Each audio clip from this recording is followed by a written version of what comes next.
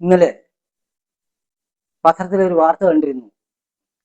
അമ്മായിയമ്മയുടെ തല മൊബൈൽ കൊണ്ട് അടിച്ചു പൊട്ടിച്ചു ഒരു മരുമകൾ. ഇന്നലെ തന്നെ ഞാൻ ഒരു വീഡിയോ ചെയ്തിട്ടുണ്ടായിരുന്നു. അമ്മായിയമ്മയും മരുമകളും അതേപോലുള്ള കാര്യങ്ങൾ എങ്ങനെയാണ് പെരുമാറേണ്ടതിനെ കുറിച്ച്. ഒരു വീട്ടിൽ പോകുമ്പോൾ അമ്മായിയമ്മയും അമ്മായി അച്ഛനെയൊക്കെ നമ്മൾ സ്വന്തം അമ്മയും അച്ഛനുമായിട്ട് തന്നെ കരുതണം. അതേപോലെ അമ്മായിയമ്മയും അച്ഛനും അവിടുത്തെ അമ്മയും അച്ഛനൊക്കെ ആ മരുമകളെ സ്വന്തം മകളായിട്ട് തന്നെ കരുതണം. ഇവിടെ ഞാൻ ഇന്നലെ പറഞ്ഞു, എത്ര നാര്യസ്തു പൂജ്യന്തയുള്ള ഇത് പറഞ്ഞു. എവിടെ സ്ത്രീ ആദരിക്കപ്പെടുന്നുവോ അവിടെ ദേവതമാർ അധിവസിക്കുന്നു. എവിടെ സ്ത്രീ അനാദരിക്കപ്പെടുന്നുവോ അവിടുത്തെ സർവ കർമ്മഫലങ്ങളും നിഷ്പ്രയോജനമായി പോകും, നിഷ്ഫലമായി പോകും.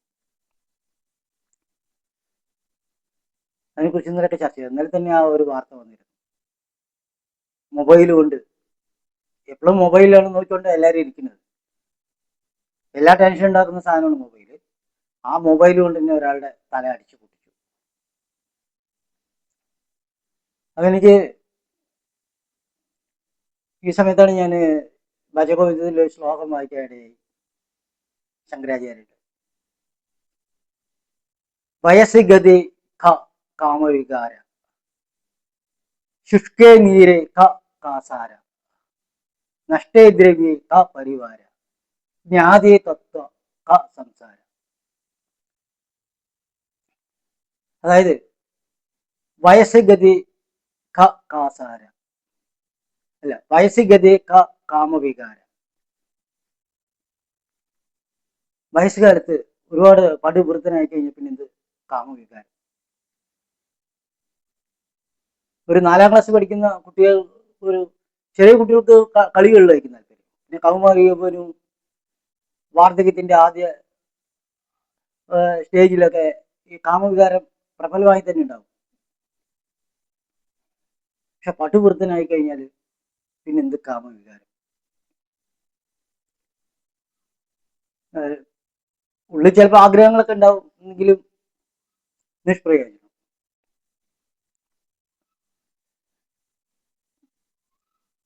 വയസ്സിഗതി കാമവികാര. വയസ്സുകാലത്ത് എന്ത് കാമവികാരം. ഒരു 4ാം ക്ലാസ് പഠിക്കാൻ തന്നെ കുട്ടികൾ ഉള്ള ആ പ്രേമത്തിന്റെ വികാരം വരാൻ തുടങ്ങും, കാമവികാരമൊക്കെ വരാൻ തുടങ്ങും. അതങ്ങനെ ഒരു ടീനേജ് കൗമാരമൊക്കെ ആകുമ്പോഴേക്കും യൗവനം, കൗമാരമാകുമ്പോഴേക്കും ഭയങ്കര പ്രബലമാവും. അങ്ങനെ സങ്കല്പങ്ങൾ ഉടലെടുക്കും. ഐ ലവ് യു എന്നൊക്കെ പറഞ്ഞ് മറ്റേ ഇത് തുടങ്ങും, വിളക്കം തുടങ്ങും. കൗമാരി യൗവനത്തിലൊക്കെ അത് പ്രബലമാവും. പിന്നെ സങ്കല്പ ലോകത്തിലായിരിക്കും അവര്. ഇങ്ങനെയുള്ള കല്യാണം കഴിച്ചതിന്റെ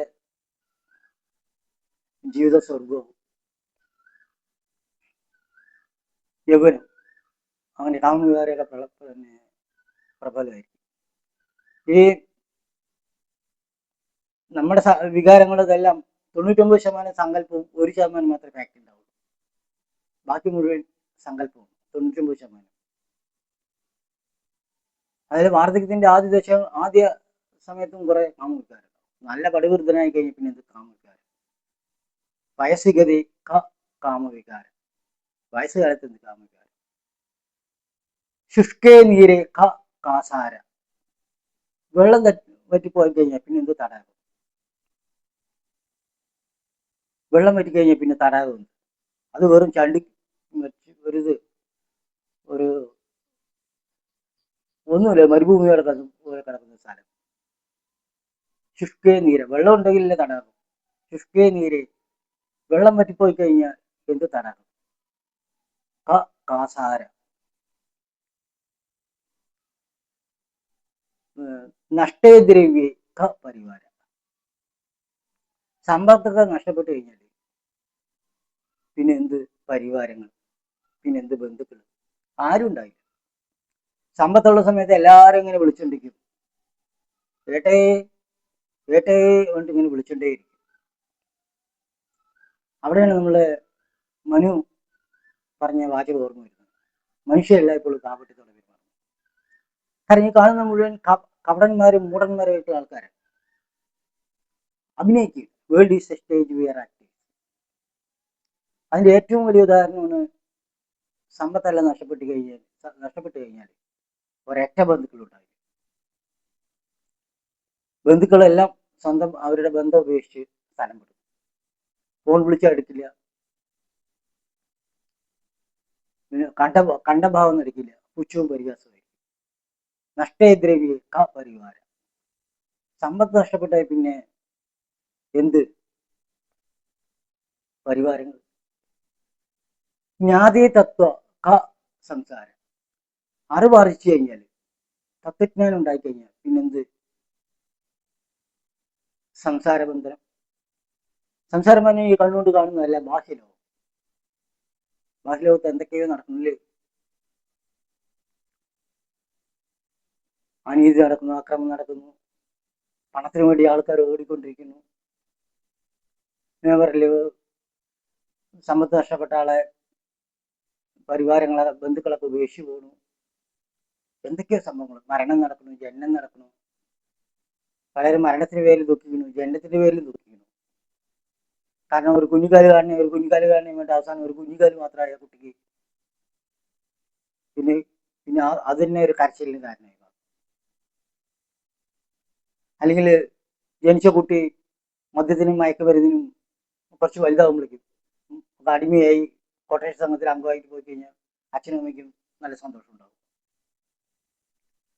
അങ്ങനെ ബാഹ്യലോകത്ത് യുദ്ധങ്ങൾ, അതേപോലെ കൊലപാതകങ്ങൾ, ആശയത്തിന് ആമാശയപൂരണത്തിന് വേണ്ടി ആശയം പറയുന്ന ആൾക്കാർ ബഹുഭൂരിപക്ഷം ആമാശയത്തിന് വേണ്ടി. ഉദരനിമിത്തം ബഹുകൃത ഭാഷം. ഉദരത്തിന് വേണ്ടിയിട്ട് പിന്നെ ആദർശങ്ങൾ പറയാം, ആശയങ്ങൾ കപടമായിട്ട്. അതാണ് മനുഷ്യരെല്ലായ്പ്പോഴും കാപട്യത്തോടെ പെരുമാറുന്നത്. ഇവിടെ കണ്ടില്ലേ, വാഗ്ദാനങ്ങൾ കൊടുത്തിട്ട് ഓരോ സംഭവങ്ങൾക്ക് വാഗ്ദാനം കൊടുത്ത് വെറുതെ പറ്റിക്കുക ആൾക്കാർ.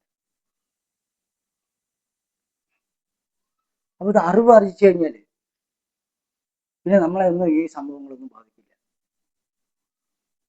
അറിവ് അറിയിച്ചു കഴിഞ്ഞാൽ, കാരണം നമ്മുടെ ഉള്ളിലിരിക്കുന്നത് ഈശ്വരനാണെന്നുള്ളത് മനസ്സിലാക്കി കഴിഞ്ഞാൽ, അഹമാത്മാ ഗുഡാദേശ സർവഭൂതാശയസ്ഥിത അഹമാദിശ്യമന്ത്യഞ്ച ഭൂതാനാമന്ദമേവച.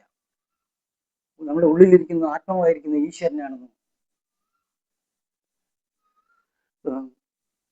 എല്ലാ ജീവികളുടെയും ജനനത്തിനും നിലനിൽക്കലിനും മരണത്തിനും ഇല്ലാതാകുന്നില്ല എല്ലാ കാരണക്കാരൻ ഞാനാണെന്ന് മനസ്സിലാക്കും, ഈശ്വരനാണെന്ന് മനസ്സിലാക്കുമ്പോൾ പിന്നെ നമുക്ക് ഒരു നിസ്സംഗഭാവത്തിൽ, ഒന്നിനോടും പറ്റിപ്പിടിക്കാതെ ഒരു സാക്ഷിഭാവത്തിൽ സിനിമ നടന്നുകൊണ്ട് നമുക്ക് മുന്നോട്ട് പോകാൻ സാധിക്കും. അതാണ് ജ്ഞാതീതത്വ സംസാരം. പിന്നെ ബാഹ്യലോകത്ത് നടക്കുന്ന ഒന്നും നമ്മളെ ബാധിക്കില്ല, അറിവ് അറിയിച്ചു കഴിഞ്ഞാൽ. ത്രിഭുവനം രാമാവട്ട് ഉപദേശം കൊടുക്കുന്നുണ്ട് രാമായണത്തിൽ, യോഗവാസിഷ്ടത്തിൽ രാമൻ. ഈ ലോകം 3 ലോകവും പുല്ലാണെന്ന്, പുല്ലിന് തുല്യമാണ്.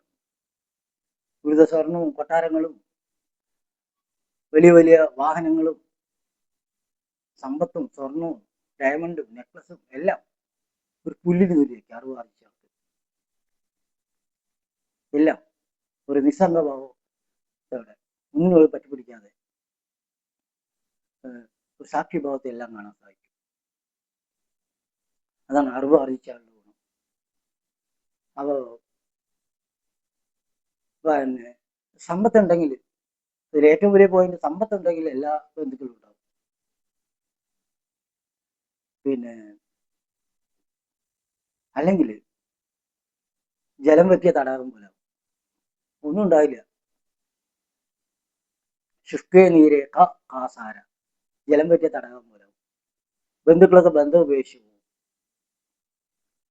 അപ്പൊ നമ്മൾ അറിവ് ആർജിക്കണം, എങ്കിൽ മാത്രമേ ഇതെല്ലാം ഒരു നിസ്സംഗഭാവത്തിൽ കണ്ട് നമ്മുടെ ജീവിതം സന്തോഷകരമായി മുന്നോട്ട് പോകാൻ സാധിക്കും. Thank you very much for watching this video. Thanks.